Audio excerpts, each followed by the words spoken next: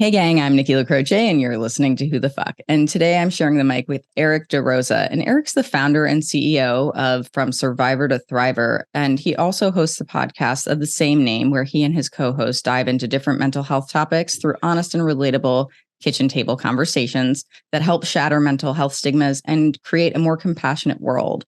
And as Erik and I have both learned on our healing journeys, it's incredibly important to provide a safe space for these discussions and to let guests and listeners know that they're not alone, there's strength in community. And as Erik likes to say, it's perfectly okay to not always be okay. Welcome to the show, Erik. Hi, Nikki. Thank you so much for having me on today. It's great to see you again. I know we had an amazing conversation a couple of months back, and I do have to say I'm following in the episode footsteps of a couple of my favorite people. I see Lisa Sugarman's been on, and Susan Gold was your last podcast release, and she was on our show a couple weeks ago. An amazing human being who has also found her solace and healing in the mountains of Montana. Not very unlike myself. So super excited to be here, and I love the name too. I think you should almost open the show up sometimes with like, who the fuck am I talking to today? Oh my gosh, yes. Okay, duly noted. I will take that into consideration. At the very least, I see a great opportunity for some sort of social media posts that do that quite quickly and in a punchy way. That seems like that could grab some attention. So put that one in the backlog. So yes, like you said, we spoke a couple of months ago. It was such a really insightful conversation. I love that you're talking to some of the same people that I've been chatting with. The thing that I think is really amazing about the podcast community is you're getting involved with people who also want to talk. So that's always really nice. It's not going to feel like pulling teeth.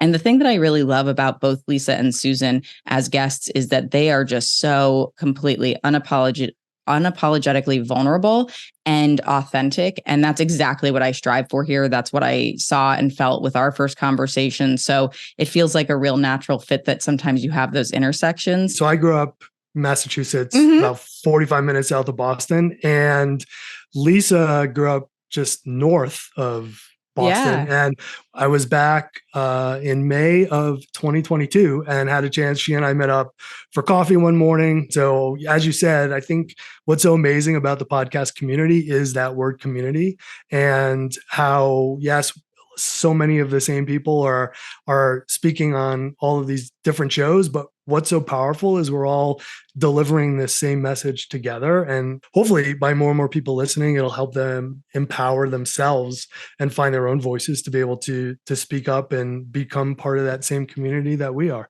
Yeah, absolutely. And I think the thing that you're speaking to and giving people a platform is that, some people feel called to share their message in different ways. And for me, this journey started really as part of my own healing journey. And I know that was sort of the catalyst for our conversation, was how we found ourselves on our healing journey and the moments in our lives that really propelled us forward through quite honestly, like the shit that we were dealing with, to put it bluntly. And so you started off, you were living in New York, you were working in finance, and you ultimately were dealing with OCD, as you've shared with me before. And so you had sort of an intersection of your personal professional life, as well as your mental health and challenges you were dealing with that. Can you share a little bit sort of about how those moments really put you on the trajectory to find your healing path? Sure. And so I was finishing up a couple of weeks ago, chapter for a book that's coming out. And I was thinking back to me in August of 1993. So 30 years ago, to where we are now. It's hard to believe, 21-year-old me. And I had just started a new job on Wall Street for Lehman Brothers, now defunct, as are so many of the firms that I see that facial What a reaction. life you've lived. Yes. most of the firms that were around at the time I was there are gone. And like everything else in my life, I had worked super hard in college and, majored in economics, knew Wall Street was what I wanted to do. And so my dial was 0 to 100 and I said to myself, I am going to work on Wall Street. There was no ands, ifs, buts about it. But what I didn't realize at the time was a lot of what was driving me to do that and work on Wall Street in the finance role was what I thought others wanted me to be. Yeah. And who I thought others wanted me to be. But I ended up 18 years, as you said, in New York City, and not only working in New York City, but living in New York City. And so for your audience who may not be familiar with either spending a lot of time in the city or haven't even visited there, I'll have friends that'll go and visit for the first time, and they say, "Oh, it's so amazing. It's such a wonderful place." But after 3 days, I was ready to come back home.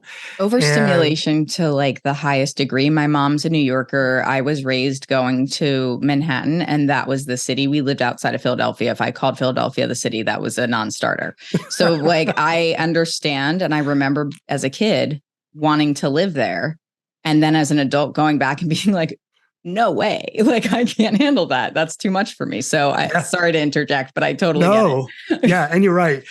It's Philly. And there's the city, just like Boston is a town. Yeah, Boston is not a city, and so a lot of this I've figured out, and I've worked on post my New York City days. And one of the things I really didn't realize at the time was I was living and working in New York not only 24/7, but I was in this, let's call it fight or flight mode 24/7 for 18 years. And while I may have been using other parts of my brain within my job, my amygdala was what kept me running 24/7 in New York City, right? For all that time. And both physically, I was unhealthy, but especially from a mental health standpoint, very unhealthy. So as you said, I had grown up with severe anxiety and obsessive compulsive disorder. That, the manifestations of the intrusive thoughts, they were often very terrorizing for me, and so all the compulsions came with it. Checking the light switches, counting, everything for me was done in threes. But overriding all of that was this mask or this facade that I wore from as early as I can remember. And so, the intersection for me in New York was both from a professional standpoint and a personal standpoint. Pinstripe suits, Rolex watch, the Hermes ties, like everything that you think about when you think Wall Street banker. And that's who I wanted people to see. I wanted to fit into that world. And of course, that was me, who not only I wanted people to see, but who I thought other people wanted me to be. Mm-hmm. But at the same time, on the inside, I was this highly anxious, struggling kid, really my inner child. So it was still kind of 7 or 10-year-old Erik in the body of a 21-year-old I left when I was 40 years old. Living with tremendous imposter syndrome. I remember going into work on many, many, many occasions thinking, when are they going to realize I have no idea what I'm doing? When are they going to find out that what's going on in my head? Did I give away anything today? It was almost like playing poker. I would constantly be at my desk or sitting in a meeting thinking, did I give a tell? Do they know? Can they see? And so the amount of energy that went into hiding it was almost as much energy as went into living with it. And in 2004, I was 33 years old. I hadn't shared this with anybody. So not only was I living with it, working with it, but I was hiding it, and I was hiding it. I was a master at hiding it. It was almost like being an actor. I would wake up in the morning, and my job was not only to go to work, but my job was to put this facade on and be this character.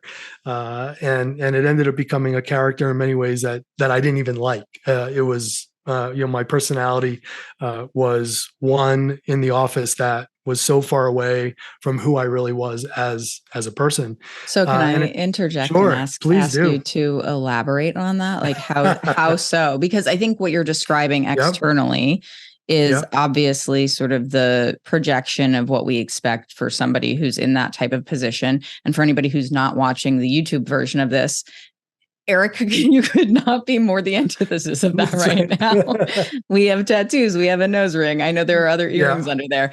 So it's like, not only were you kind of hiding, as you said, sort of what was happening internally for you on a psychological level, but also, did it feel like you were portraying this character based on what your expectations of somebody in that role were, or more around like what other people's expectations were of you, or possibly both based on what you've said? That's a great question. And nobody's asked me that one before. And I would say both. It was really both. And when you're in environments, and whether it's a work environment or it's a school environment, there are these peer pressures. And some of them are put on by ourselves, and some of them are put on by the environments that we're in. Mm-hmm. And I felt like this, now that I think through this, in many ways, it was kind of the manifestation of both. Because I would look around and see, okay, it was the early 90s when I started. So there was no business casual. There was no work from home. Right. It was, you were in the office. It was pinstripe suits. It was custom made suits and custom made shirts. And it was either an Hermes tie or a Ferragamo tie. And everybody wore a Rolex on their wrist because that was like the sign that, mm-hmm. you were right. That set you apart from people, maybe in other professions. And so it kind of like just kept spiraling. And so the more I would see that, the more I would put the pressure on myself to fit in, because mm-hmm. I think subconsciously, I like where this is going, Nikki. You've really got me thinking on this, because subconsciously I was really trying to fit in more and more to hide what was really going on inside. And I can relate to that a lot. I figured if I looked like everyone else, and if I acted like everyone else, or what I thought everyone else acted like, then they wouldn't see that inside I was terrified. So if and these are true stories, I was on a trading desk. I've slammed phones, broken phones. I've taken a calculator. I've thrown my calculator against the wall and watched it shatter. The word fuck came out of my mouth. I don't know how many times a day. It was yelling, it was screaming, it was zero tolerance, it was no patience. And so much of that, I realize now, was that inner child who never had a voice, who was never being heard. And in high school, got a little bit louder, and in college, got a little bit louder. And when I finally went into the workplace, I wasn't able to adjust to being in a workplace. I was like, well, I guess I just have to scream even louder for people to hear this voice. And it was ugly. And I had people tell me on many occasions in reviews, like, your work is amazing. However, you need to shut up. Like, I was literally, you need to shut up. You need to learn how to behave in a professional manner. And now I look back and think, well, yes, I did. But I had no way of really understanding how to do that. Right. For me, I had no role models in that. I was the first one in my family to go to college. I was the first one in my family to have we'll call a white collar career, although I hate that term. And so I was doing what I just saw others doing, what I thought I needed to do. Because I'll tell you, if anybody saw, knew, or heard what was going on inside, I thought, I'm going to get fired on the spot. It's going to be it. They're going to think I'm absolutely crazy. They're going to call the New York City Police Department. I'm going to be escorted out of here. I'm probably going to maybe end up in prison if they hear what these thoughts really are. And so, it was this constant daily battle. And finally, 2004 rolls around, and the stress had built and built and built, and I kept ignoring all the signs and the symptoms, and I hit it and I hit it. And as I write about in the book, I had my first, and I say first because there was another one to follow, my first dissociative episode. Just, psychotic break, nervous breakdown. They're all sort of in that same category. And that was what finally led me to, speak with my wife, and have that conversation of, there's something that's not right, and I can't live like this anymore, and I need to get help, and I'm not sure what the help is, where to turn, how to do it, but that cycle needs to stop, and it's going to stop now. I really respect and appreciate you sharing all of that first and foremost. So thank you, because one of the things that you pointed out about the nature of work, especially in the early 90s and before that, how different it was to be in person all the time. I spent a decent amount of my career in person in offices, so I totally understand how that environment can kind of dictate the way that you behave. Working at Amazon, there were plenty of meetings where it was like, learn your place kind of thing. And so I would have imposter syndrome moments for sure, where I'm like, I know what I'm talking about, but I'm being told not to speak. I don't feel like I have a voice. I've also had bosses at smaller companies who are like, this is the way you dress. This is how you act. Da, da, da. And you're like, okay, but that's not who I am. And that's not really what's required for this. And so you find yourself chipping away at the parts that you care about to fit into this structure that somebody else has created.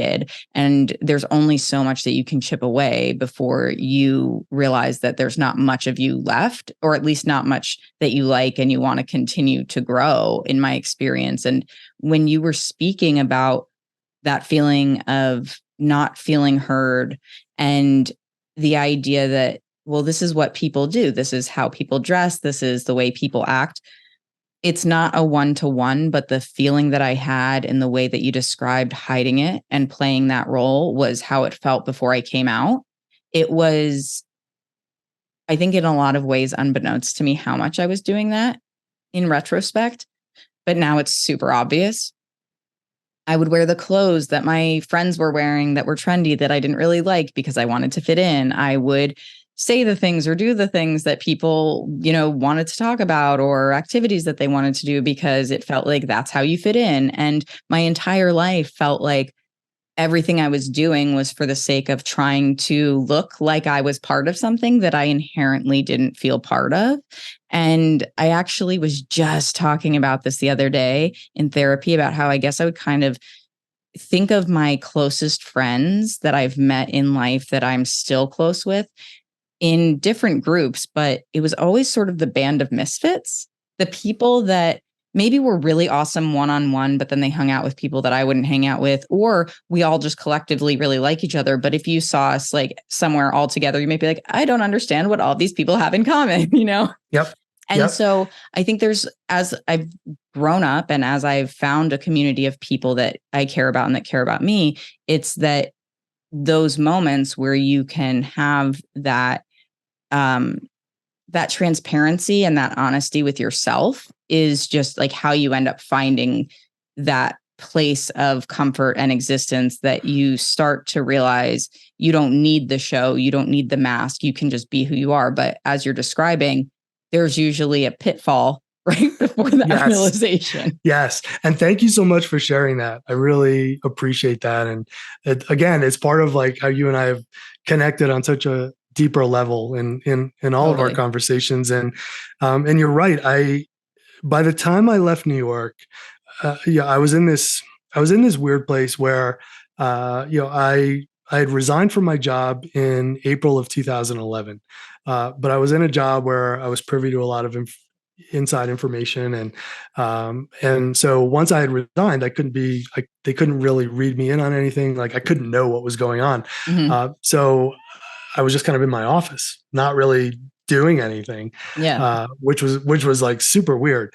But I was already thinking of like being out here in Colorado and what life was going to be like. And so like, it was kind of this shell, like I was almost shedding that old persona before I even got here to Colorado. And I remember I went into a meeting, and this was probably in the summer of 2011, and it was with the CFO, the CEO, a Fortune 500 company, and we were going through.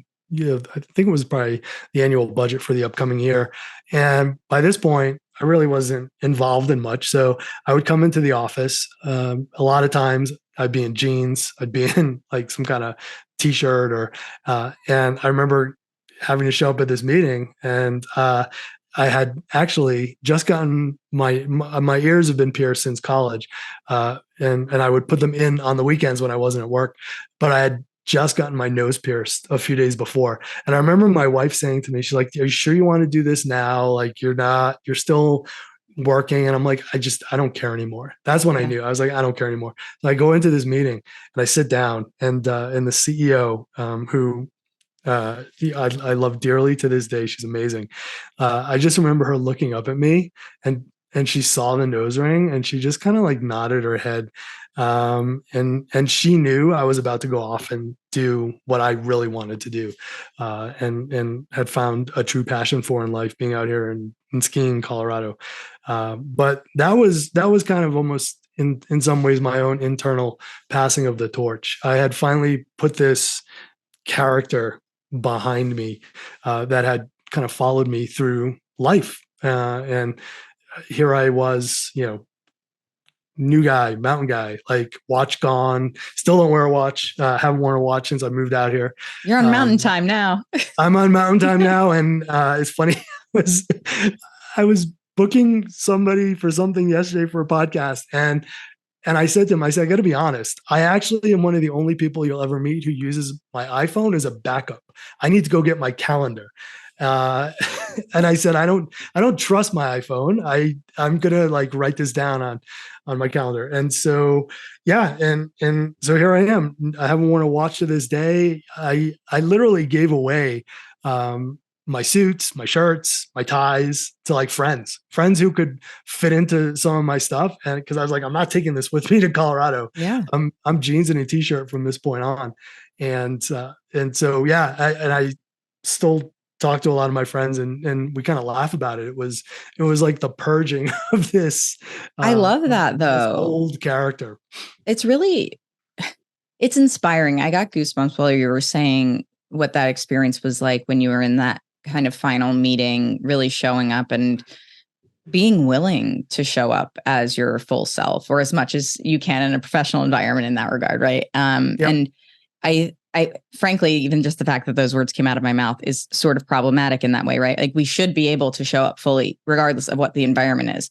There is decorum, right? And that's important. And we want to make sure that we're respectful to each other. But I do feel like one of the things that plagues a lot of people when you are in the professional world is exactly what you're speaking to, that the expectation is delivered by an external party that doesn't really have any vested interest in you as a person. They have a vested interest in what you can do for them, particularly at large companies, particularly on Wall Street. And so if you don't have that strong sense of self where you can compartmentalize and pull yourself out of that in between, when you're working, when you're not, if you even have the ability to do that or want to do that, like you have to really kind of wrestle with the fact that when you wake up in the morning, who you are is not how you're living your life. And it feels like you've abandoned yourself in a way. And if you're, as you've mentioned a couple of times, your younger self, your inner child, that was something that in therapy, I remember the first time my therapist sort of brought this idea up. And because I was hesitant in general to open up in therapy when I first started. I've been there for almost 5 years now, so it's much different now. But it's like, it felt, I don't know, it felt inconceivable probably to me that identifying these parts of myself that were still struggling, these younger parts of myself that were still struggling, would help me as an adult. And what you're pointing out is something that I think a lot of people who aren't privy to this information through mental health care or just other people like us talking about it, it's like, those are the parts that require the most urgent attention, because those are the ones that have been suffering the longest. And yes. I'm curious, like, how because you said, you spoke to your wife, you realized something needed to change. I think I'd heard in another episode you recorded that your wife was sort of the impetus for you starting therapy. So how did you go from that point where you're like, I need to be done with this, I need to change my life, to I'm going to get help? Sure. Happy to delve into that. I do want to pick up on one thing that you said, and it's so very true.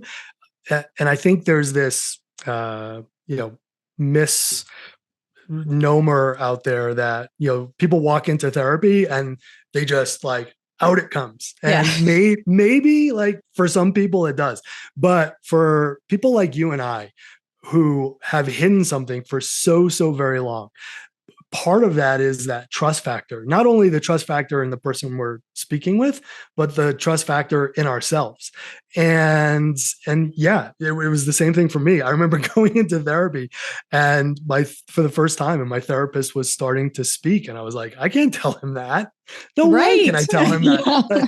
And I don't even remember how many sessions we had before I was like, I guess for this thing to like really work, I kind of have to tell him these things. But if I tell him what's actually going on in my head, then he'll know. Then he'll know. And if he knows, I'm going to have to watch his face for the reaction, because I need to know. And this was a true thought. I need to know, if I tell him about these harm OCD thoughts that are going on inside my head, if he's going to look at me and panic and think I need to call the police right now, and I need to have Erik escorted out of my office in handcuffs. And so, yes, it's, you become a master at not only hiding it from everyone, but that everyone sometimes includes your own therapist. So those of you out there listening to this episode, do not do what Nikki and I did. Open up and speak early. It helps. But well, yeah, my point. wife. Oh, sorry, just real quick. No, go. I want to expand on that, because it's important to have that level of trust. I think it's completely reasonable to be skeptical for like a couple of sessions while you're getting your bearings, especially if you've never been to therapy, because I think part of it too that you're pointing out is the strength that it takes, the conviction and desire to heal that is required to get those words out when the things that you've been holding on to are so just sort of woven into the fabric of your trauma. And you're like, oh my gosh, if I reveal this, somebody else knows. I've now said it out loud, so it's in the universe. And what if I feel judged? And to your point, part of that was my fear of judgment from my therapist. Part of that was my fear of judgment from myself, which was the whole reason that I didn't want to tell anybody in the first place. And a lot of that had to do with my last relationship and the trauma that ensued throughout that. And it was like, I was telling no one else in my life other than my therapist about a lot of the things that were happening. And so like you, I was going into work and I'm acting like everything's fine. There's all this random shit that's happened that friends have been like, that sounds like a Lifetime movie. And I'm like, not great. So when you have a safe space where you can open up, I really encourage people to, if you trust the person you're speaking with and you feel that they are qualified to help you, then the sooner that you can become comfortable with those parts that you want to keep hidden, the sooner you'll be able to acknowledge the value of healing. And I think that the value of healing is just so exponentially more than the anxiety of holding on to it. But that's only something that you can learn by doing the work. So it's like, just trust us. Yes. And I promise I will get to the section about Amy and how amazing she was in helping me get to therapy. But you brought up another memory for me. And that was being so many times being in the office, and I would disappear from the trading desk. I would disappear when I moved to a Fortune 500 company. I would disappear from my office, and I'd literally go into the bathroom where I would have my panic attack, and I'd be crying like in a stall in the bathroom, thinking on the one hand, please nobody open the door and come in here right now. Mm-hmm. And on the other side of it, thinking like, I can't go through this anymore. Like, I just can't do this. And 10, 15 minutes later, gathering myself and going back out. And here's the smile, my head's spinning with thoughts, Mm-hmm. and like I'm sweating, I'm right, the anxiety is there, and I'm speaking to somebody as though nothing had happened, kind of hearing what they're saying because I'm preoccupied with a million other terrifying thoughts. But yeah, it's not like it stops in the workplace, right? Where like it No, happens at home and then you go to work and you're like, oh, it's all good. And at 6 o'clock, the shiny object in my head's gonna start like popping totally. around again. Yeah, no, it's but yeah, I you were appreciate you asking. sharing that. I do. Oh, I really absolutely. appreciate you sharing that because I think that type of vulnerability, those parts of these conversations, Erik, are what change the conversation. It is completely reasonable to open up about those things and important to open up about them because I guarantee you that you are one of many people who has had panic attacks in work bathrooms, right? And so if this conversation can touch one person who's like, okay, it's not just me. I understand that like this is something that I can work through, like take the step and go start working on it. And I think I will now segue into you sharing how you got to that point. Great segue. I love it. You're so good at this, Nikki. So yeah, my wife Amy, and she's totally comfortable with me saying this. So we met. I was, let's see, I was a junior in college. She was a sophomore in college. We're about to go into our second semesters of those years, same college, and she's magnificent in every sense of the word, brilliant, beautiful, just everything that I myself had always like wanted to be seen as somebody who was smart, and but always thought like, oh no, that's not me. And so yeah, we dated for quite a while in college. After college, we got married in 1997, and here we are. It's 2023, and so on 26 years of happy marriage, and looking forward to hitting 30. And but when I had my dissociative episode, Amy had also dealt with anxiety and OCD in her life a few years earlier. And she had been seeing a therapist in New York, and she was very open with her therapist about what was happening. I was aware of what was happening with her.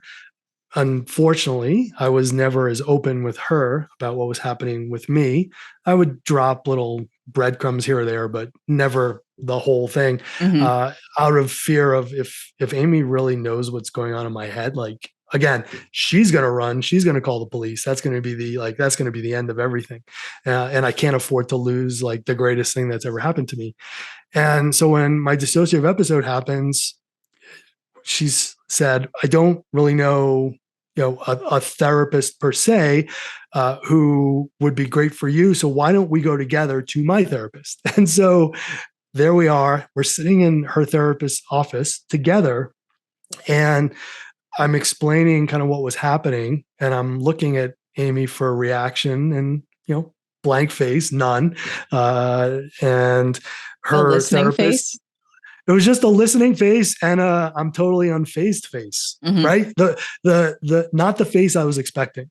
I was expecting the what you're thinking, what you're how none of that. Just the like I'm your wife, compassionate, like we're gonna get through this face. And her therapist said two of the most important things that day. And I'll never forget. The first was she looked at me and then she looked at Amy and said, he's going to be fine, we will get him through this. I have just the therapist for him. And then she looked at the two of us and said, I don't know how it happened, but you are the two luckiest people in the world to have found each other, because you're probably the only two people who have been through this similar thing and understand each other as well as the two of you do. And it's been that way to this day. And from then on, I was an open book, hid nothing when it came to my mental health from her at all. We still each day have check-ins. If I'm up before her, she'll, whatever I'm doing, she'll kind of interrupt and say, how are you doing today? Which is not just a closed-ended, how are you? Right? Looking for fine, good. It's how are you doing today? And it's my opportunity to say everything is going really well. I have this happening, or I've been off for a couple of days, and now I know why. So we can have that conversation, and I do the same with her. And we have we have a pact now in the house that, and I'm going to use the title of your show, that the two of us cannot be fucked up at the same time. Only one of us is allowed to be fucked up at a time so that the other person can be there to help support each other. Now, joking, but in all honesty, like, you can't time these things, you can't prepare for these things. But we've been lucky enough that, when each of us has had struggles, the other one's been in a place where we've been able to pick the other one up and really been able to help. But yeah, if it wasn't for having, Amy in my corner from day one, we may not even be sitting here having this conversation today. And I'll leave it at that. Well, thanks to her, in perpetuity, because that is an important thing, to be able to support a partner through challenging moments in life, period. In particular, things related to our mental health. A couple of things that you said that I wanted to touch on. One, sort of the, like, we can't both be fucked up at the same time mentality. I understand that. I totally appreciate that. Growing up, my parents would always say, some days you give 90, some days you give 10. And so I think I was raised with the idea that that ability to find balance and also be supportive is important. But I would say the thing that I really like that I heard that puts a little bit of a spin on that is something that I heard Brene Brown say in an interview, where she speaks to the fact that sort of that mentality of, some days you give 90, some days you give 10, but there might be days where neither of you can pick up the slack. And you also need to communicate that. If you are feeling like you just can't today and the other person can't today, but you need that support, or they need that support, or both of you are just like, I don't need the support, but I can't support you. Like, just having the dialogue around it is important, because you can easily think that somebody's not showing up for you if you don't communicate what you need. So I love that you and Amy have that dynamic where you're genuinely checking in with each other, and that you're able to have the honesty that goes with that, knowing that sometimes we put our partners in a position of needing to support us when we have that moment, and we know that it can be hard. I'm going to try to restructure this slide. A lot of, I think, why people don't want to share things is because we feel like a burden. The amount of times I've said it, the amount of times that I've heard it. You are not a burden to somebody else because you have needs, first and foremost. Second of all, you are not a burden to someone for communicating that you are not okay. If you are not okay, please communicate to someone that you are not okay. And so one of the challenges that I find we often have as humans is that we will hold on to something that is destroying us because we are anticipating someone's response and trying to predict their reaction. And we can't do either of those things successfully 100% of the time. So if our concern doesn't come from, how do I get the help that I need? And it comes from, well, I don't want to disrupt this person, then we're never going to have that need met. And so, yes, it can be uncomfortable. Yes, it can have challenging moments, but we have to be okay with the fact that somebody else might have to then tell us that they don't have the bandwidth to support us. Preach. I love it. Yeah, it extends, and it's a good segue into another idea that I talk about a lot, which is the importance of having a healing team around you. I'm so glad you mentioned that, because I heard you say it somewhere else and I really wanted to talk about it. You're just bringing up all the topics of discussion that I had planned so organically. This is the best type of episode. It's going to be probably 4 hours. And so I've already anticipated it. So yeah, the whole idea of the healing team came out of a guest that we had on our show, Veronica Viper. And when she was talking about not only coming out, but also transitioning as a woman in her, I guess she was in her early 40s at the time. Another guest who I had the amazing opportunity to hang out with when I was in New York a month Love ago. it. We had so much fun, me, her, and Amy. But she talked about chosen family. And I kept like thinking like chosen family, it's so great. Like you had this family that we're all born into. But then like, oh, you've figured out like these are the people who I want to consider my family. And so that's where like the whole healing team thing came for me, was when I was in a really, really dark place in October and November of 2021. And I was working with my therapist, and I realized I needed to start surrounding myself with people who were going to be able to be there for me, and people who I could not only trust, but who I knew would be there and they could give as much as I've given to them. And as an empath, and sometimes you give, but then you don't receive. And so a big part of it for me was figuring out, okay, who are these people? And I think COVID really helped me with that, because I started to shed a lot of these tangential relationships during the COVID isolation. And I started realizing, oh yeah, this person, yeah, they only really want to talk to me about, this one topic. And I haven't spoken to them in 6 months. So what does that say? Well, they're kind of not really a big part of my life, my real life. And so I started figuring out like, who are those people? Who are those people I can get super vulnerable with? And then when I crashed and really was close to psychotic break, dissociative episode number 3, they were there for me. And I cried, I wailed. I wouldn't even call it crying at times. One of them, of course, it was Amy. Mark, my co-host, who's like a brother from another mother for me. The conversations I would have with him over the phone. I remember he was driving home from his mom's in Arizona. It was Thanksgiving weekend, and I was on the phone with him, and he was in the car, and I was just like uncontrollably crying. And he was listening to me and chatting. So men, have those conversations with other men. It's important. They're there for you. But yeah, the healing team for me, it's and what's cool about it is you can build your own healing team. Right. You get an opportunity to build that team and say who you want to have on that team. And you get to be the captain of that team. So if you've never captained a team before, you get to be the captain of your healing team. And you get to shape and determine what your healing journey looks like and the people that you want to bring along on that healing journey with you. It's kind of like Lord of the Rings, where you kind of figure out like, all right, who are the people that are coming on the journey with me?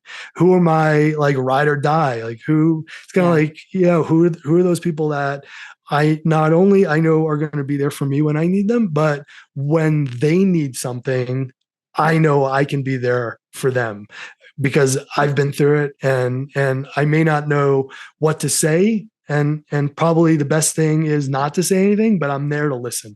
And I'm there to empathize. And just in that very act, it's often what people really desperately need in those really dark times, that can help them kind of move to that next step. So yeah, healing team for me. Yeah, it was taken straight out of the chosen family world. So I love it. And something I did want to say when you had made the comment about, men talk to other men about this.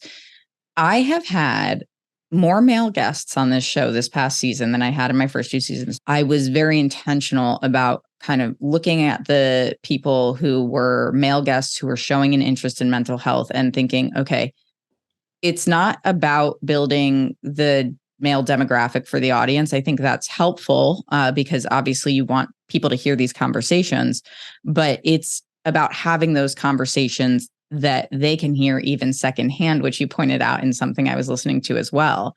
Your hope has to be that some of the listeners who are not male are sharing that information with the men in their life, even if it's bits and pieces, where somebody will say something and it comes up and you think, oh my gosh, yeah, I heard this podcast episode once where insert information here. And those little bits and pieces start to accumulate. And whether that person becomes a listener or they decide to go get the help they need, arguably the more important part, to me, that's so transformative and powerful. And it's hard when you're on this side of the mic and the camera and you're having these conversations and you know that there's this wealth of information and this power that can come from the conversations. It is so important to put this in as many places as possible between our shows with the guests that we have, so that at some point, hopefully, the people who need this information are impacted by it.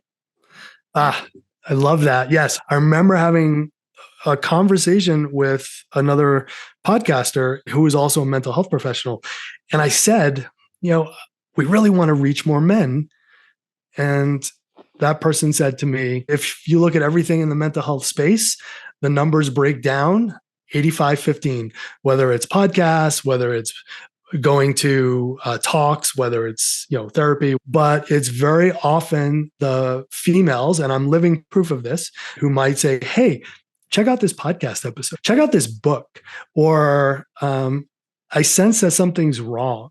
Can we talk about it? And sometimes just cracking that little facade just for a moment and using that open-ended question of not, is something wrong, but it feels like something's wrong. You've been off for a while.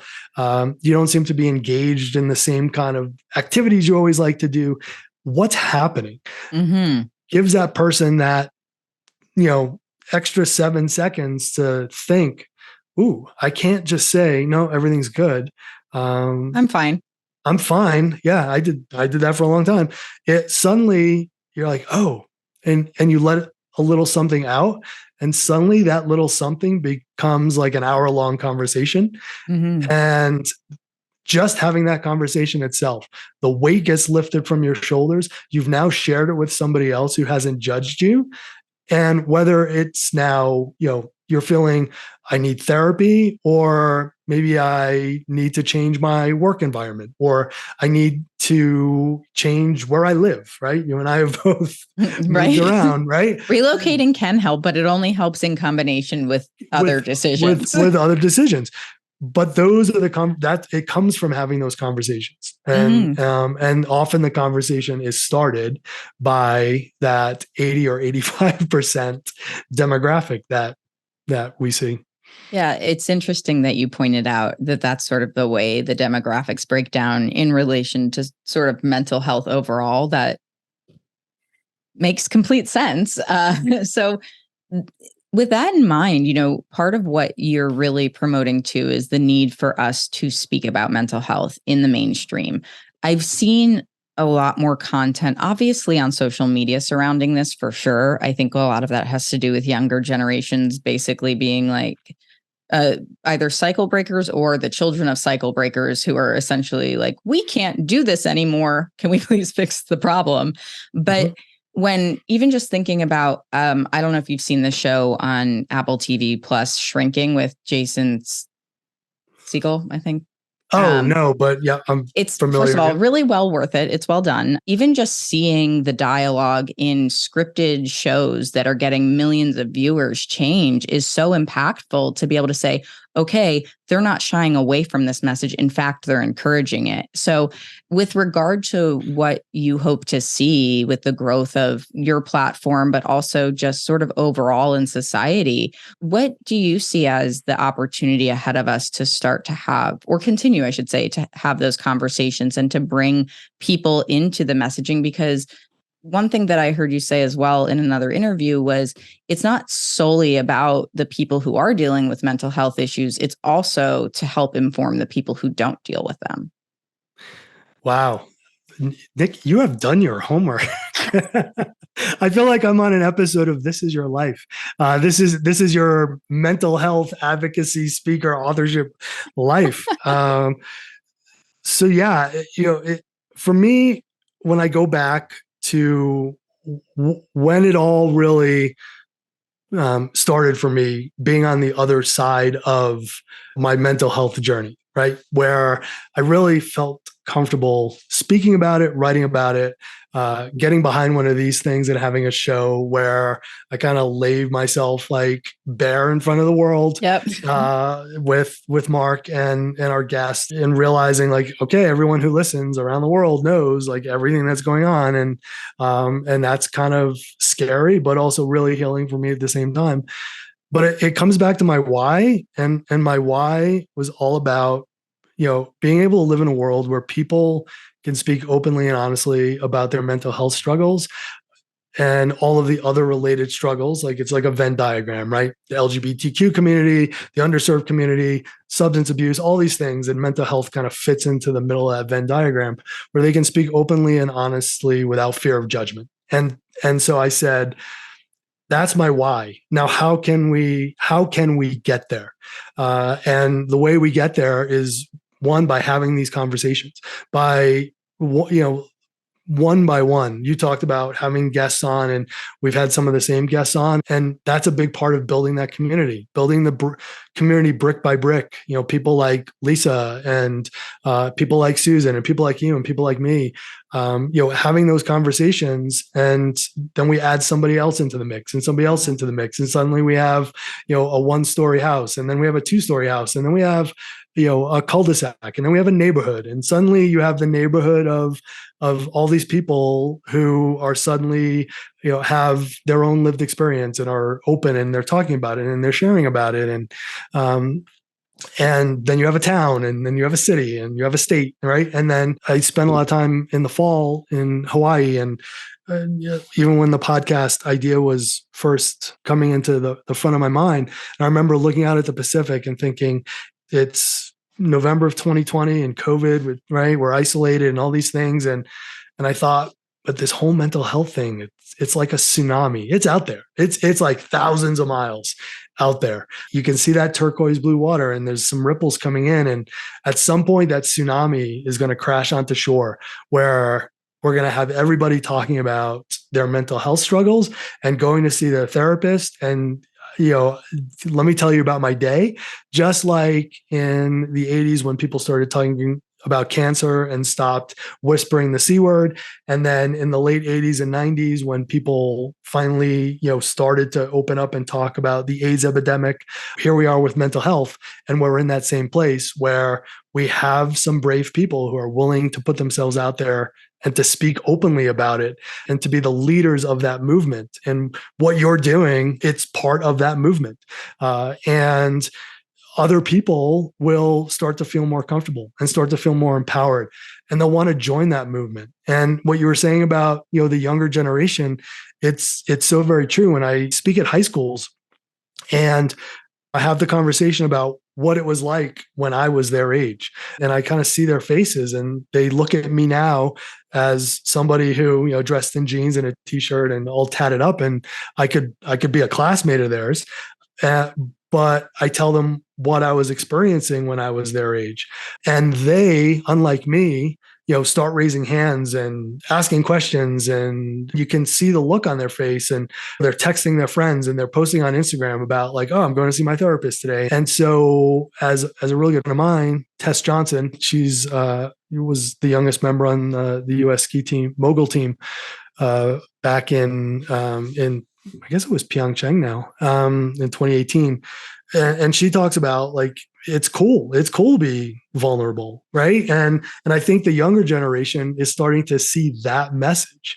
And if we know anything about young people, right, they all want to be part of the cool club, and the cool club's talking about their mental health struggles. And then you've got, like you said, the cycle breaking generation out there, and I'm one of those cycle breakers in my family, and a lot of my friends are cycle breakers. And so we have those conversations, and if we can in many ways stand up, and like you as well, and be role models for the generation that came before us, who doesn't get it and isn't willing to talk about it. But if we can start to, and I don't want to use the word educate them, but if we can give them a glimpse into what our world is like, that it's not something that we chose to do. It's not like I went out on my mountain bike today and I decided to do something really stupid and I broke my collarbone, and that's my fault. My mental health struggles, it's not anything I asked for. It's not anything I chose. I live with it. It doesn't define me, but let me explain to you what that's like. And the more people we can give that glimpse into that world, maybe some will be empathetic because maybe others are hiding it in that generation. Some may just be sympathetic and say, you know what? I get it. I Yeah. get it. I don't understand what you're going through, but I get it hearing it from you. If we can bring those people together, there's 5 of us and we're going to be leading a men's group in the Valley. And we've opened it up to people 18 years and older. And we want to bring everybody together and have those vulnerable conversations and show that just because you're of a certain age doesn't mean that you know any more or any less than any other person, but that you can find mentorship or guidance or be able to be vulnerable in front of anybody. It's doing all those things and willing to be brave and go where other people haven't gone before, and people will follow along. Yeah. Oh my gosh. You said so many things that I want to comment on. So, first of all, I love that you're doing this men's group. I think that that's amazing that you are putting the energy and effort into that with the people that you've started that with. Please keep me posted on how it goes. And I'm happy to help promote that however I can. The other thing that really stands out to me about what you said, one of the other things is that we can ideally help people in the generations before us understand more. And, I think to your point, part of it is education, because at least what I've found is that the people who don't understand, it's almost a little bit of willful ignorance in some ways, in that you could find the information if you wanted to, but are you actively seeking it? No. And are you not actively seeking it because you don't think it's a problem for you? I'm pretty sure if you think it's not a problem for you, it's probably a problem for you, because the conversation my wife, Nicole, and I constantly have is that, so I'm an elder millennial. I think you, based on what you've said, probably fall into Gen X. I am square in Gen X. so like, I find that to be sort of the collective cycle breaking crew. And then before that, we have the baby boomers. And before that, we have, notably called the silent generation, right? These things were very much closed off from their reality because mental health wasn't a conversation that it is now. There was so much of a stigma associated with it. So when I think about that, the part of me that historically has been enraged by the lack of desire or willingness to talk about mental health from older generations also has a bit of grace for them, because I know that our access to information is so much greater than theirs was, and our access to care is greater than theirs was historically. Because the important thing is to also recognize that if you want to change that, you could do that now, and do you just not want to change it? And that leads me to the part where I think what you're saying really is so important. My dad, when we lost my mom a couple of years ago, just absolutely shattered all of our worlds. It was so unexpected. My parents had lost a good friend a couple of years prior, and the husband had gone to a grief therapist and recommended that grief therapist to my dad. My dad thankfully went. And I have seen such a phenomenal amount of change in my dad that I'm telling you right now, if we had not lost my mom, would never have happened. And not because he's not a caring, empathetic, intelligent human, but he didn't have the tools or understanding of the tools that he needed to access to be able to heal parts of himself that he didn't even know needed to be healed until losing my mom forced him to confront that, right? And so I think there's this level of complacency that some generations have become comfortable with. They are like the it's fine generation, right? Put on your big girl pants and get on with it. And it's like, to some degree, yes, we need to be resilient. And at the same time, we also need to be understanding that it's not reasonable to expect us to just take on all of the weight and never feel the pressure of that. Totally. And now I'm thinking of one of my favorite TV shows. So it's on HBO. It's We're Here. It just finished its 2nd season. And 3 drag queens. Bob the drag queen is one of them. Absolutely amazing show. And what they do is they go into towns, which historically, I'm not going to label anybody. That's not what we're here to do. But they go into towns in states that are historically very anti-LGBTQ plus,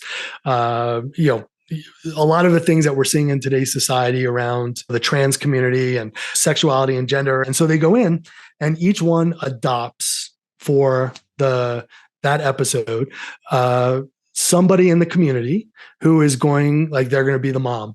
And then at the end of the week, they put on a drag show.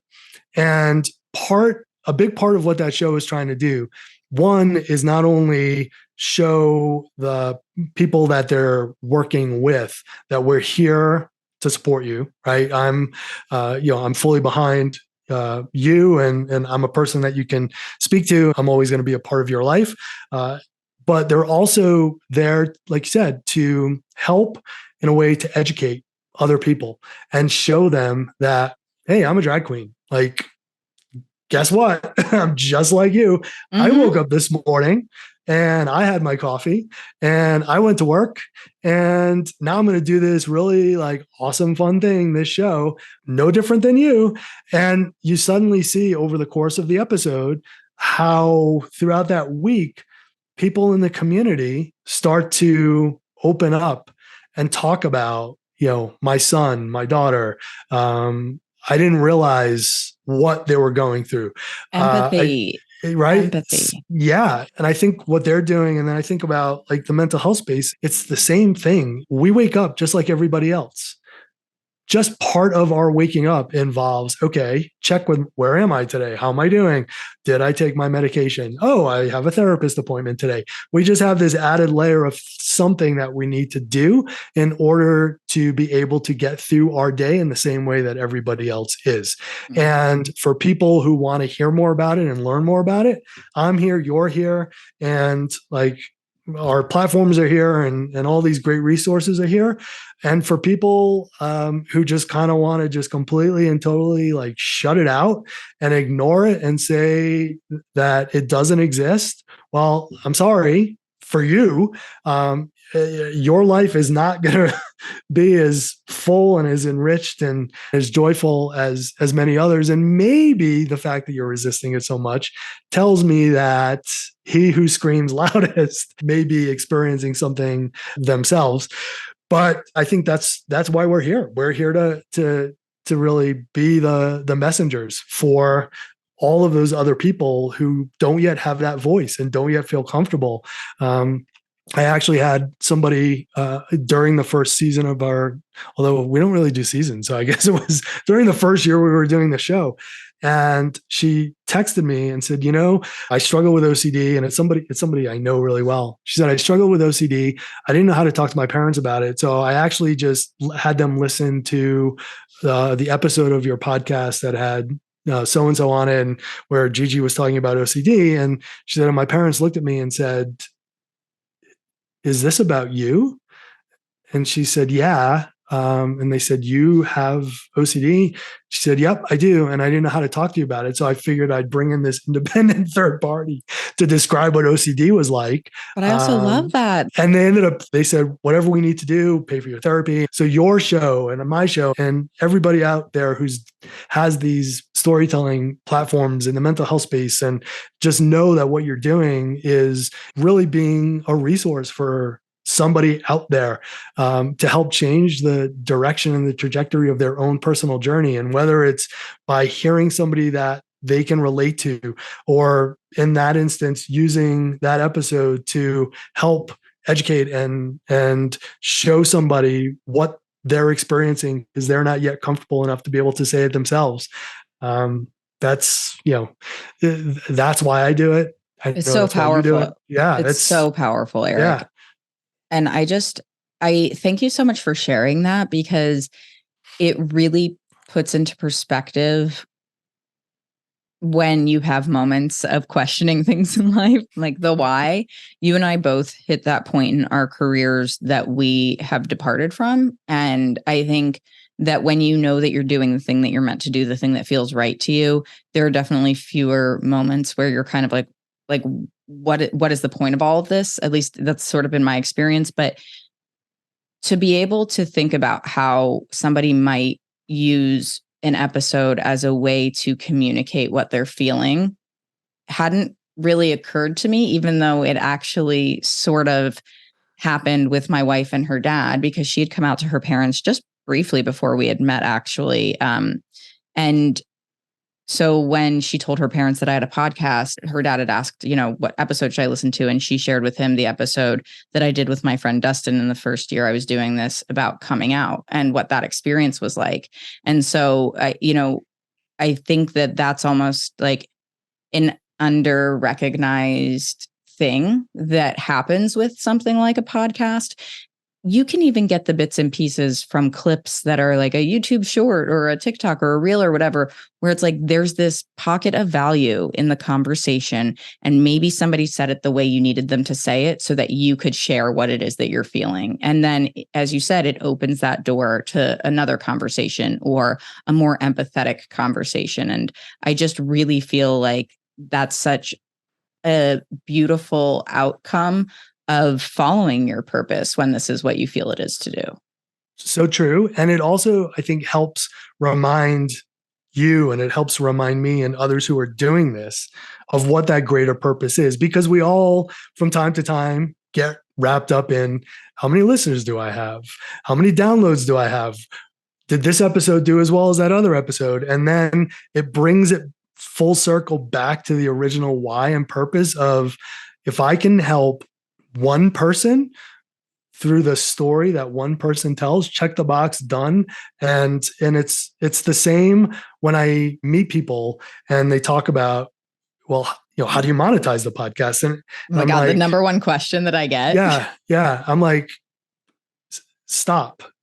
First question should be like, why did you decide to start a podcast? Like, what's your podcast about? Right. It's always, how do you monetize? And it's like money. It's all about, like, it all comes back to money. And so in those moments, I have to like just stop and think, okay, why you're doing this podcast.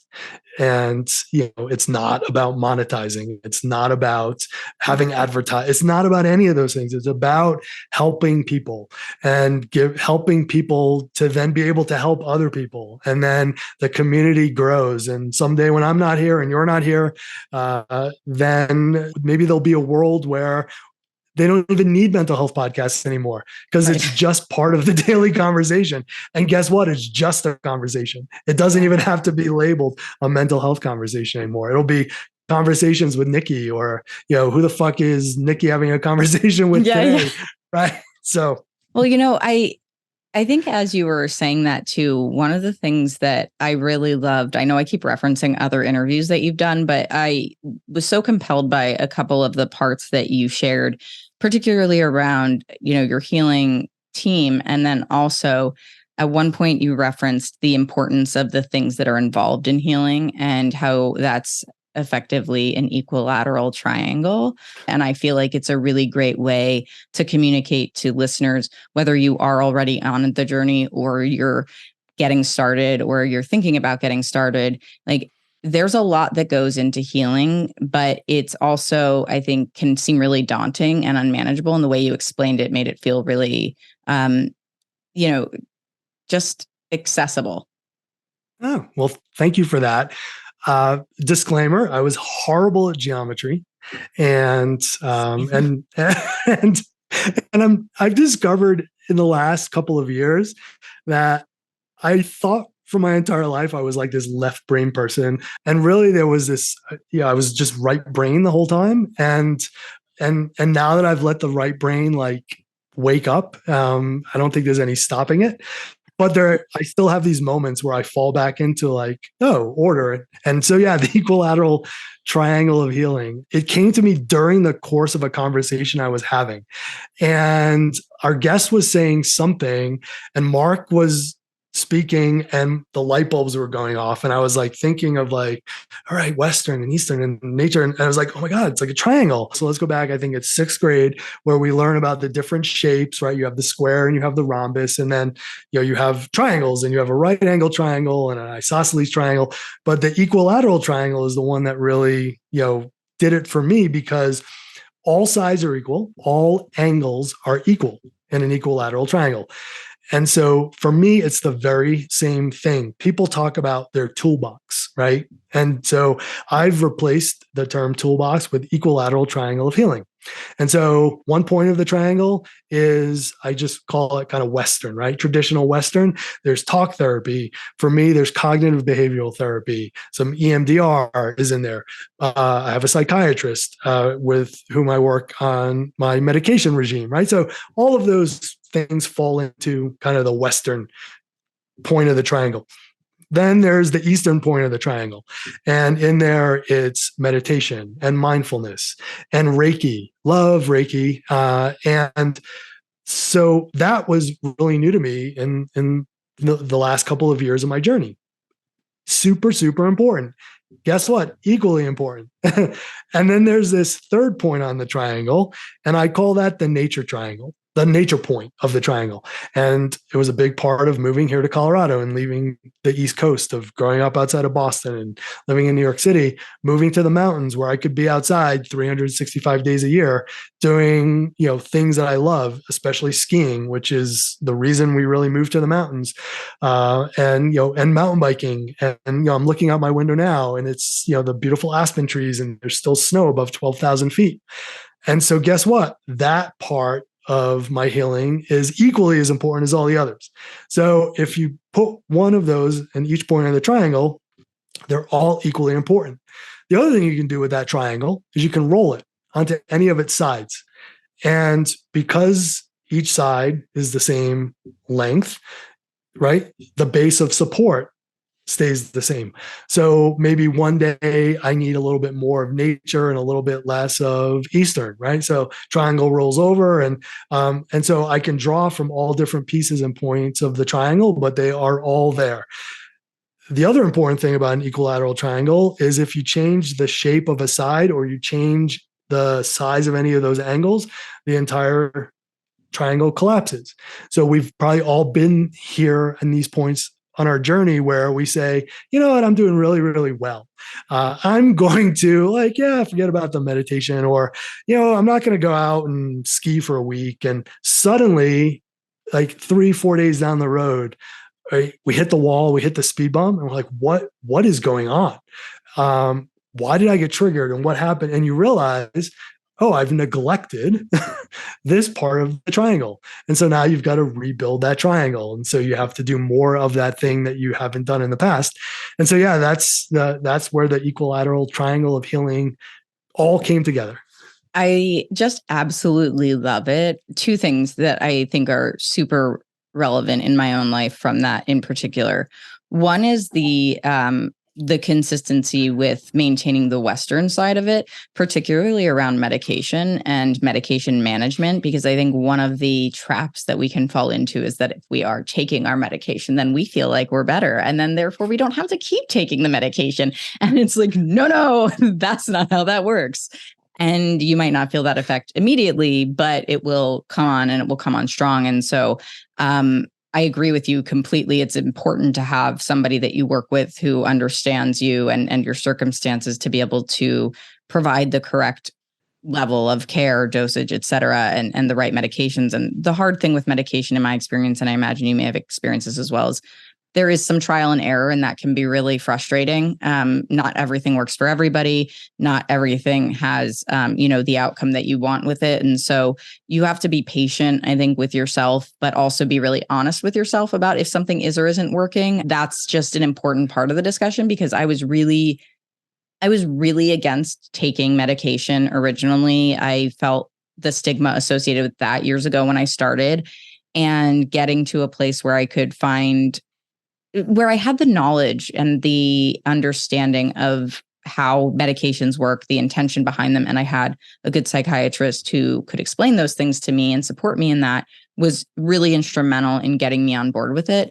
Never feeling like you don't have a choice. Like you should have a choice in your own care. And I think that requires being educated so you feel like you're making the right choices. And the medication thing is really interesting because, again, I feel like mental health has all these stigmas. It's kind of like a Russian doll, right? You open one and there's another one and there's another one and another one. And within the stigmas of mental health is medication. And some people may talk about, oh, I'm seeing a therapist, but they're not going to say, hey, I take Prozac, I take Klonopin, and I take Trazodone before I go to bed at night. And for your audience, yes, that is my pharmaceutical cocktail that is well looked after by my psychiatrist. And some people might think, wow, like shouldn't be on a benzo, terrible, bad, right? And the answer is some things work for some people. They might not work for other people. I know there are some people out there who are super like anti-medication, and that's fine. And that's your choice. Yep. My choice is to do what's right for me and what works for me. And I have been on different types of medications and dosages now since 2004. So going on 19 years, and I'm not addicted to anything. It works for me. It's part of my overall healing plan. So whether it's your toolbox or whether it's your equilateral triangle, or if it's your parallelogram of power, I just made that one up, whatever you want to call it, right? That it's part of it. And they're also doing some amazing things now. There's DNA testing where you work with your psychiatrist, and there's a very simple DNA test that you can take. It's, you order it online. It's, kind of swab your cheek and just like Ancestry and all these other things, send it back in. And based on your genetic sequencing, it will tell you for, whether it's OCD or anxiety or depression, the medications, and it breaks them down into green, yellow, and red. Medications that absolutely work with your genetic sequencing, medications that may or may not have any impact, and medications which you absolutely should not take. And so, with advancements like that, and we had a guest on one of our episodes last year, they had done it for her son. And, her son had been on all these different medications and things never worked. And then she found out about this genetic testing and they did it. And sure enough, all the medications he was on were showing up either in the yellow category or the red category. Suddenly they put him on the things that he needed to be on for his genetic makeup, and things changed. And so, as my psychiatrist likes to say, right dose, right time, right amount, right person, right? It's going to be different for everybody. And like you said, it'll change over time. Sometimes it's a little more, sometimes it's a little less. If you have stresses going on in your life, like as much as we might meditate, or as many times as, I might go on my mountain bike for 4 hours, but I still need maybe an extra 10 milligrams of Prozac just to kind of help quiet my mind a little bit and get me to a place where, I can have a more rational conversation. So.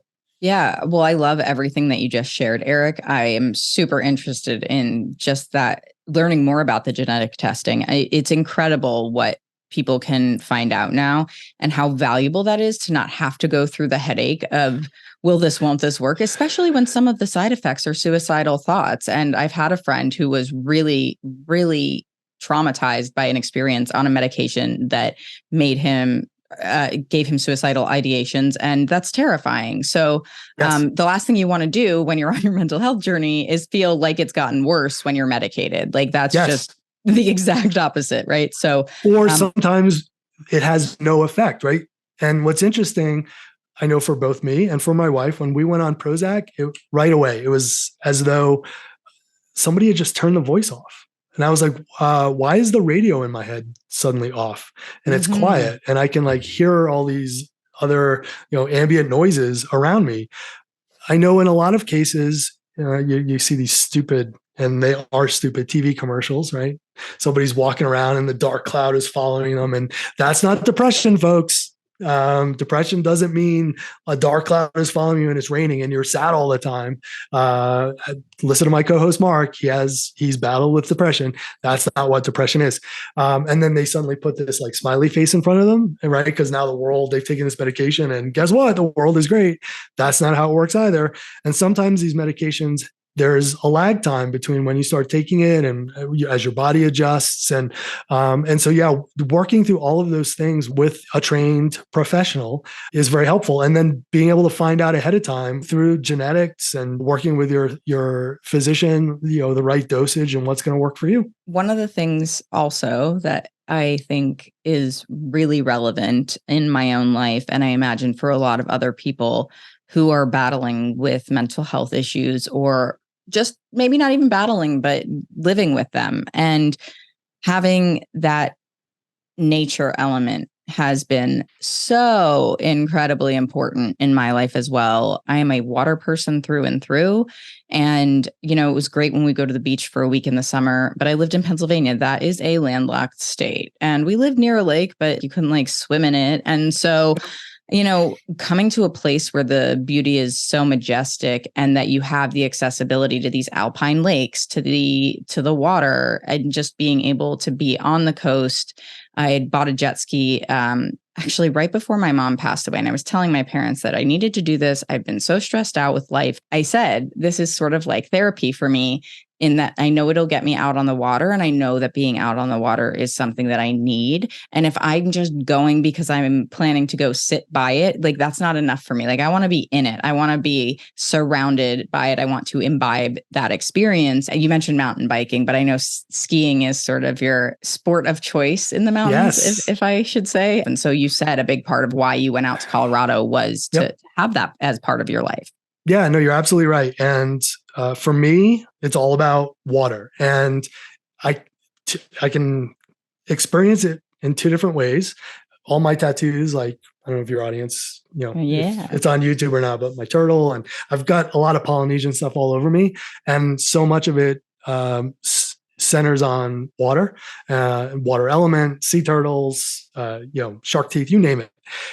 And for me, it's either frozen water, which is the snow, which, we don't have a high water content here in Colorado. It's pretty dry snow, but still it's frozen. I call it frozen water, or being on the beach. And like you said, doing something active at the beach. So yeah, I can lie around and get a tan, but yeah, swimming with the turtles, just body surfing, hanging out in the water, to me is super powerful. But yeah, skiing, I had an article that I shared with you that came out in Ski Magazine back in May, Mental Health Awareness Month, where I talked about, how skiing saved my life and how learning how to ski as an adult at 33 years old really changed the course of my own mental health trajectory, and adding that nature element in there for me. And so yeah, I had a 12-year career as a ski instructor here in Aspen Snowmass, and I'm now building that into combining mental health and skiing. So stay tuned, audience. So incredible. That's awesome. What that's going to be as I retired out of my ski instructor career. But yeah, being on the snow for me it's super important. It's all about being present, not only present skiing, which we know we need to be doing, right? I can't be thinking about those turns I had, 2 minutes ago, or, what kind of snow is down that way? It's what's under my feet right now? What does it feel like? And it's plugging into all those senses. It's the visual, the views. Here in Colorado, we're lucky where we can be skiing at 13,000 feet. And so, the views go on for 200 miles on a really clear bluebird day. And so it's taking in those amazing views. It's taking in the contrast in colors, like the super bright white snow and the really green, the lodgepole trees and the amazingly blue sky, and being present with that. And taking in the smells. I talk in the article about learning to ski in Vermont, and how at the bottom of all the different ski resorts in Vermont, there's my New England accent coming out. They have these waffle cabins where you can ski by and get a waffle. And so for me, part of skiing is that memory of smelling the maple syrup and smelling the waffle batter. And here it's, at the end of the day, people are heading back to their homes and smelling, pinyon wood burning in the fireplace. It has such a distinct smell. And so for me, when I talk about skiing, it's the entire the entirety of it. It's from the time I wake up and making breakfast and, meeting up with friends and going out and skiing and maybe being in the trees and then going to après ski after and listening to some friends play music, and whether it's having a drink or meeting for dinner, it's that entire experience and what the mountain and what the mountain community helps to bring me in the form of healing. One of the things that I love that you just said too around that is the importance of being present. We went out on my jet ski like a week or two ago, and I was saying, the creator in me, not just like for social media, but just because I love filming things. I like having photographs and memorializing my experiences. I can be present to some degree in those moments, but then other times I'm like, I find myself caring too much about what the thing that I'll get is instead of the thing that I have in front of me. And it's like, I'll have sunglasses on and I'll take them off because yes, it's bright, but I want to see the colors that are in front of me. I want to experience the environment that I'm in and really feel that on a visceral level. And because we're so consistently surrounded by screens and just technology in general, even just fluorescent lights, things like that, it's like it makes just the natural beauty that surrounds us so much more impactful, I think, especially because with the podcast, I've got a camera in front of my face right now. I've got lights beating on me. And when I walk away from this conversation, the first thing that I will do is also go step outside to appreciate it a little bit longer. So I'm not sitting here staring at my computer, kind of losing the context of the gratitude that I have for the moment. And I had a conversation with somebody who's going to be a guest soon, who's a neuroscientist, who had made the point, really his message is around the importance of human connection on our psychology, and how, with Zoom, there's the benefit or just the internet in general, we can connect with people we would never otherwise have met, right? Yep. Amazing. How absolutely incredible. And we get a little bit of dopamine, but when you're in 3D with somebody else, you have now an energetic component to it, and that dopamine lasts longer because your physical presence actually impacts that. So it's almost like you spoke at the beginning a bit about the difference between desensitizing and destigmatizing things. And when I think about desensitization, it's like we sort of have forgotten the importance, I think, sometimes of being present, being intentional about spending our time with people in person, because the accessibility of people now is so much greater virtually, but it doesn't add the same value, as great a value as it can be.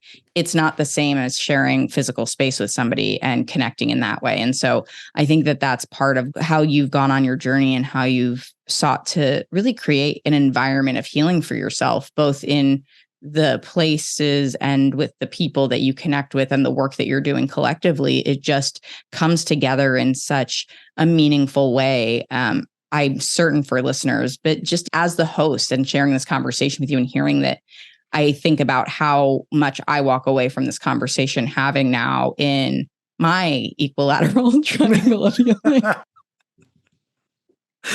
You can create your own shape, right? As we, yes, your square of solace. Stay tuned. And as you were saying that, so I had an aha moment. I call them, like individual light bulbs go off. For me, it's like these chandelier moments where like the whole chandelier lights up. With the exception of when I'm doing some sort of athletics, especially like skiing, mountain biking, or if I'm like on the beach in the blinding sun, those are the only times I have sunglasses on or goggles. And I could never figure it out because I'll go for a walk, I'll drive, like no sunglasses. And I'm starting to think now, Nikki, that maybe it's because of what you just said. It's wanting to see things through the actual lens other than the lens or the filter that somebody else wants us to see it through, right? Mm-hmm. And I don't care how like great your Maui Jims or your Ray-Bans or your Oakleys or whatever they are, and how they say, oh, it looks exactly like it does in real life. You take those goggles off, and I've had that experience with people when we've been skiing, as we enter hour 2 of the Who the Fuck podcast. I've had that with people skiing where they take their goggles off and they're like, oh my God, the sky's so blue. I didn't realize it. Or the trees are so green. And so, yeah, we're experiencing life through these weird kind of filters. And then you take the filter off and then you can really be present in that moment. Yeah. Oh my gosh, I love that. I love that story. And it's true. We've sort of become so used to filters, and I think, forget the importance of taking those filters away and looking at things for what they are. And since I love a good segue, I think that, part of what we started this conversation with was really like how we filtered ourselves to try to appear the way that we wanted to for other people or for ourselves in those moments. And so, I think this has been such an incredible conversation. You can tell I'm stalling because I don't want to stop, but I've loved every minute of this. Same. I feel like there's such a kindred aspect to what and why you're doing what you're doing and what I'm trying to achieve with what I'm doing as well. And so as we're closing out this conversation, one of many, I'm sure, to be had, what would you say is the thing that you hope for people to get from either this conversation or the work that you're doing moving forward? I know you've said you want people to feel like they have a voice, but is there anything in particular, any message that you want to share before we sign off here for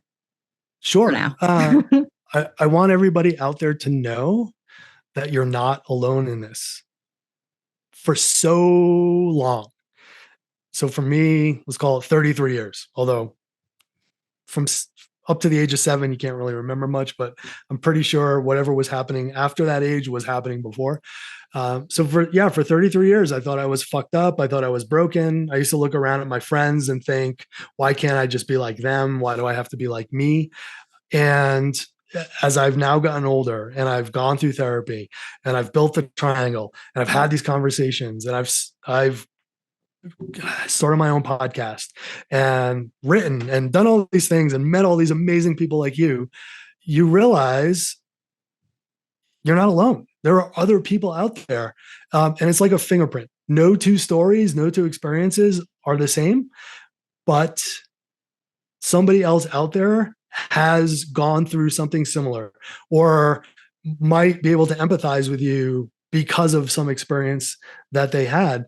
And yeah, you're not alone. And just know that there is somebody else out there just like you who has kind of walked those steps before you, and has maybe laid down a little bit of the foundation and is there to reach out, a helpful hand and help you navigate the journey.